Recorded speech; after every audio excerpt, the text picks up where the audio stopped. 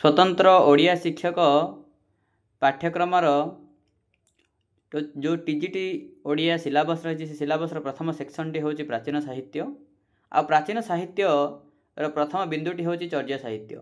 तो आज आम ये चर्या साहित्यर आलोचना करवा।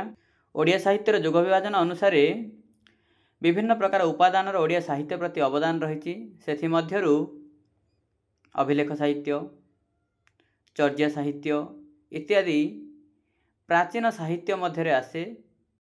चर्या साहित्य तालपत्र लेखनी को लिखनीर अंतर्भुक्त। मुख्यतः चर्या साहित्य कहले केते गुड़िए चर्या कवितार बा गीति कवितार समूह को बुझाए जो गुड़िक विभिन्न प्रकार बौद्ध धर्मावलंबी सहजिया सिद्ध साधक मानक द्वारा लिखित। मुख्यतः एगुड़िक प्रथमे मौखिक रूप से प्रकाश पाइथिला एवं प्रचलित थिला। परवर्ती समय एगुड़ी को तालपत्र पोथी लिखनी रे स्थान दि जाइछि। एही सिलेबस अनुसार चर्या साहित्यर अनेक गुड़िए चर्या सिद्धाचार्य मध्यरु सरहपा, सबरीपा, लुईपा और कान्हुपा यही प्रमुख 4 जन सिद्धाचार्य विषय रही। चर्या साहित्य मुख्यतः सरह, सबर, लुई, कान्हु आदि प्रमुख सिद्धाचार्य मानक द्वारा रचित 50टी गीति कविता को बुझाए। यही सबु सिद्धाचार्य माने बौद्ध धर्मावलंबी थिले। मुख्यतः सेमाने बौद्ध धर्मर सहजिया मतर अंतर्भुक्त थिले। यही सहजिया साधक माने शरीरर विभिन्न प्रकार नाड़ी को नहीं ताको अवधूति मार्ग रे परिचालना करी निर्वाण लाभ करिवा पई कहिचंती। चर्यार मूल अर्थ हेउछि आचरण बा अभ्यास। चर्या गीत गुड़िक नेपाल रे चाचा गीत नाम रे परिचित। बौद्ध भिक्षु मानक द्वारा मौखिक रूप से चर्या गुड़िक प्रचलित थिला एवं परवर्ती समय रे एगुड़िक विभिन्न प्रकार पुस्तक रे स्थान पाए। यही चर्या गीत गुड़िकर लेखनीर समय को आम अनुध्यान कले जना जाए जे ख्रीष्टाब्द 700 शताब्दी 1200 शताब्दी मध्यवर्ती काल रे चर्या साहित्य गुड़िकर रचना होइछि। परवर्ती समय रे 1907 मसीह रे महामहोपाध्याय हरप्रसाद शास्त्री द्वारा नेपाल राजदरबार पोथीशाला चर्या गीतिका संबलित पुस्तकटी उद्धार कर जाइथिला एवं परवर्ती समय रे बंगीय साहित्य परिषद तरफरु ताहा बौद्ध गान और दोहा नामक ग्रंथ रूप में प्रकाश पाइथिला। जो मूल ग्रंथटी को हरप्रसाद शास्त्री उद्धार करथिले नेपाल राजदरबार तार नाम थिला चर्या गीति कोश एवं सही चर्या गीति कोश रे क्रमान्वये 50 गोटी चर्या गीति रही एवं विभिन्न सिद्धाचार्य मानंकु से गीतिकार नंबर अनुसार से मानंकु सूचित करा जाय। चर्या गीति गुड़िक मुख्यतः सांकेतिक भाषा रे लिखित। सेगुड़िक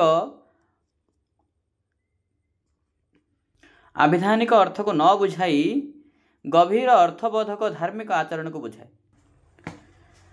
गुरु परंपरा ये जो सरह, सबर, लुई और कान्हु अछंती एमानंकु पाग सम जंग जांग विवरणी अनुसार सरह होचंती सबरंकर गुरु,